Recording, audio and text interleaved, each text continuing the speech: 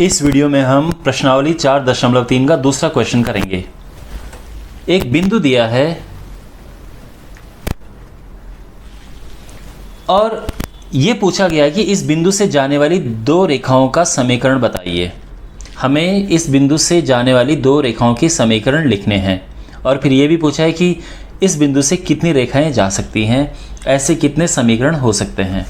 ठीक है, तो पहली बात तो यह है, आप खुद समझो कोई बिंदु अगर यहाँ पे ऐसा है तो यहाँ से कितनी लाइन जा सकती है। यहाँ से ये जा सकती है, यहाँ से ये जा सकती है, यहाँ से ये जा सकती है, यहाँ से ये, तो एक पॉइंट से कितनी सारी लाइन जा सकती है, अनंत रेखाएं जा सकती हैं। ठीक है, लेकिन हमको उनकी इक्वेशन बतानी है। तो कैसे करेंगे, देखो हमें क्या करना है कि इक्वेशन इस तरह से लिखनी है कि ये सेटिस्फाई हो जाए।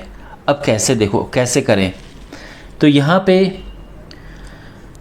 अगर मैं ये कहूँ, देखो ये y है और ये x है, या ये याद रखना। ठीक है, y जो है वो x से 7 गुना है। तो अगर मैं लिखूँ y = 7x, तो ये हमारी एक इक्वेशन आ गई। कैसे, अगर आप x यहाँ पे 2 रखोगे, y 14 रखोगे, देखो रख के देखते हैं, हम खुद ही जांच कर रहे हैं। ठीक है ना, तो क्या आएगा, 14 = 14 आ जाएगा, यानी ये एक समीकरण हो गया है। अच्छा, ये तो एक है। अब दूसरा समीकरण क्या लिखें, तो बड़ा आसान है, हम एक काम करते हैं, y = 5x, कितना हो गया खुद ही हिसाब लगाते हैं। y है 14, 14, 5x यानी x तो 2 है। ठीक है ना, 5 दूने 10, 10 ये हो गया, कितने बचे, 4 और बच रहे हैं, वो 4 यहाँ पे लिख दो। तो एक इक्वेशन ये हो गई, एक समीकरण हमारा ये हो गया। और ऐसे हम कितने सारे लिख सकते हैं। तो अब ये मत समझना कि आपकी बुक के पीछे कुछ और आंसर है, ये कुछ और है। आप कितने सारे लिख सकते हो। एक और लिखते हैं, चलो अगर मैं लिखूं y = 3x प्लस, तो मुझे यहाँ पे कितना लिखना पड़ेगा, देखो y है 14, 3x यानी 3 दूने 6, x 2 है ना, ये हुआ 6, 14 बनाने के लिए मुझे 8 और चाहिए यहाँ पे, तो यहाँ पे 8 लगा दो, ये एक और समीकरण बन गया। तो इस तरह से हम समीकरण बनाते हैं। मीन्स आप कुछ भी लिखो, पर जो आप लिख रहे हो वो अगर आप ये बिंदु उसमें रखोगे तो ये संतुष्ट करना चाहिए। आप समझ रहे हैं। तो अगर मान लो, अगर हम यहाँ पे लिखते हैं कुछ भी, देखो ध्यान से देखो, सबसे आसान तरीका मैं इसको लिखने का एक और बता रहा हूँ, 2x + y, बस मैंने ये लिख दिया है।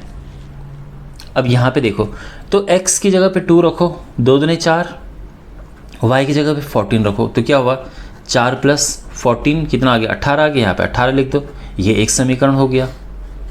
ऐसे आप कुछ भी और लिख दो, 3x + 2y लिख दो। चलो, तो अब देखो ये पुट करो, 3 दूने 6 और 12, 14 दूने 28, 28 और 6 34, यहाँ पे 34 लिख दो, ये एक और आ गया।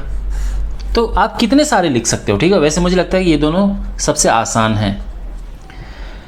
तो एक तो ये है। अब तो हमें 2 समीकरण मिल गए हैं। इसके बाद इसके कितने रेखाएं हम खींच सकते हैं, तो ऐसे हम अपरिमित,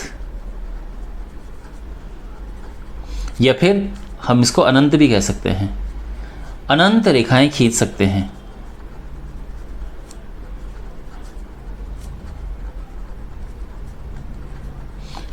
ठीक है, और इसका कारण ये है कि अगर हमारे पास एक समीकरण है तो उसके, अगर हमारे पास एक बिंदु है तो इस बिंदु से हम कितनी भी सारी समीकरण लिख सकते हैं, तो इसके अनंत हल हो सकते हैं।